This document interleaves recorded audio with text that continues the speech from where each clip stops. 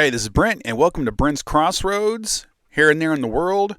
This time our travels take us to Anaheim, and is it worth staying at the Kings Inn Anaheim if you're going to Disneyland?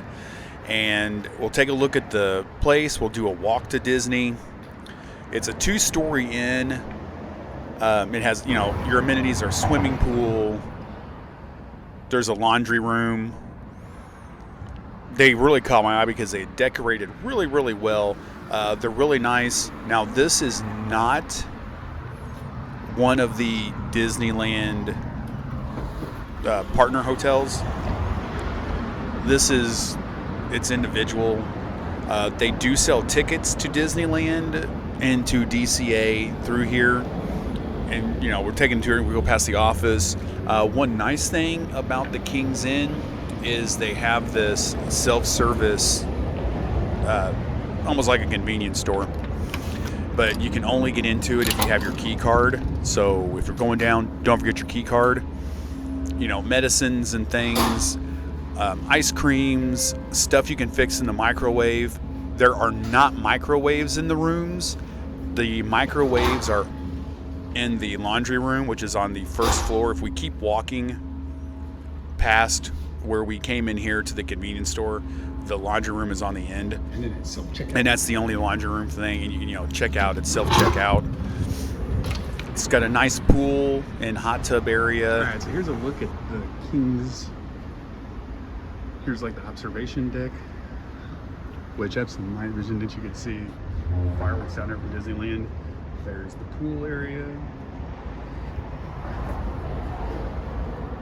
This is room 200.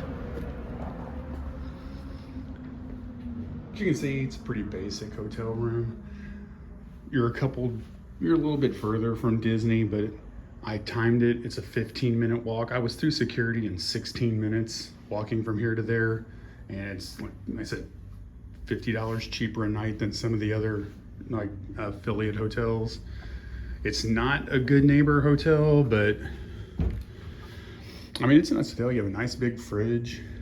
The only microwave is in the laundry. And there's a market on the first floor as well. So it's a nice room for what you get. Decent sized bathroom. Decent sized shower. In case you forget your shampoo and body wash. So if I came back out here, I could stay at the Kings Inn again. Okay, so here we're on that observation deck looking out on Catella Avenue. And where you see right here where there's no buildings, that is the Toy Story lot for Disney. So we decided one night to try it. It's faster to walk. There was Garden Walk, which is next door, which has restaurants and shopping, lots of restaurants. And this observation deck, you can see the fireworks from Disneyland on nights that there's fireworks. Unfortunately, any of the nights that we were there where we could actually see the fireworks, it was nights the shows didn't have fireworks.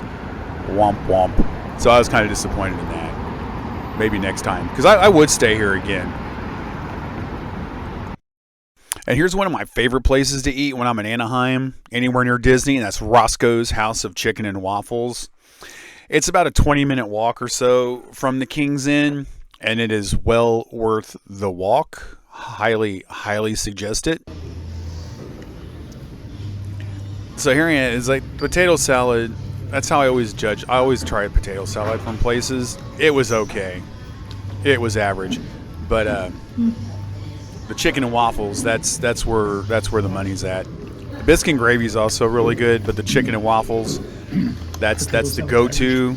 Always have to hit it anytime I'm in Anaheim. Go get you some chicken and waffles, people.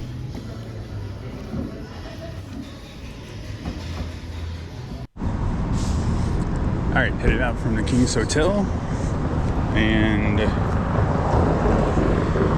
gonna time and see how long it takes to walk to DCA to get there at opening. See you when we get there. Okay, so after you walk up Catella and you take your right at Harbor to head toward Disney. There's some shops, restaurants, place like that on the corner. It's kind of like a little strip mall area. And this is the nice walk. It's like the whole time you're walking, it's like on the left across Harbor is DCA. Now, I know some people said it only took them 10 minutes, but it's more like 15 because it takes a while to get across some of the streets in some places because of the foot traffic and just the traffic in general heading over to Disney Way. So as you're walking, like right before you get to the park, this is the drop-off for your Ubers and Lyfts and such. And it gets pretty packed and congested because there's a lot of people coming in at the same time right before park opens. This wasn't too terribly bad when we got there. And you'll pass underneath the monorail, and you'll see where the buses are dropping off as you head toward the security. I think some people, they time it until they get to like the Uber drop off. My timing I did from when I left the hotel until I cleared security. Like I said, for me, I felt like that was more indicative of what your actual walk would be.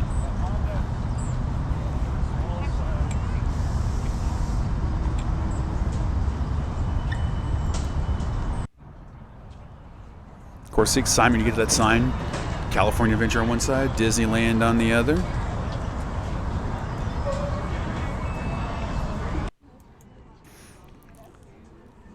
All right, and here we are. This is after I cleared security.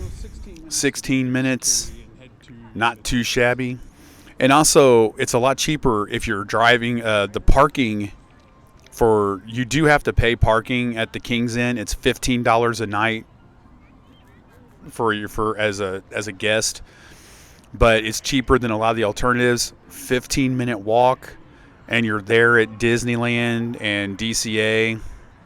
The Kings Inn was a 30-minute Uber ride we came in to Long Beach, and it's also, the hotel is an hour Uber ride if you wanted to go to Universal Studios Hollywood, and it's $15 a day to park at the hotel, which is still cheaper than if you drove in and stayed. It's still cheaper than driving at the hotel to the other parks. So thanks for stopping in at the Crossroads. Be sure to subscribe and click up there for your next video, which is my day that I had here at Oogie Boogie Nights at California Adventure. Thanks for stopping by, and I'll see you at the Crossroads. Bye.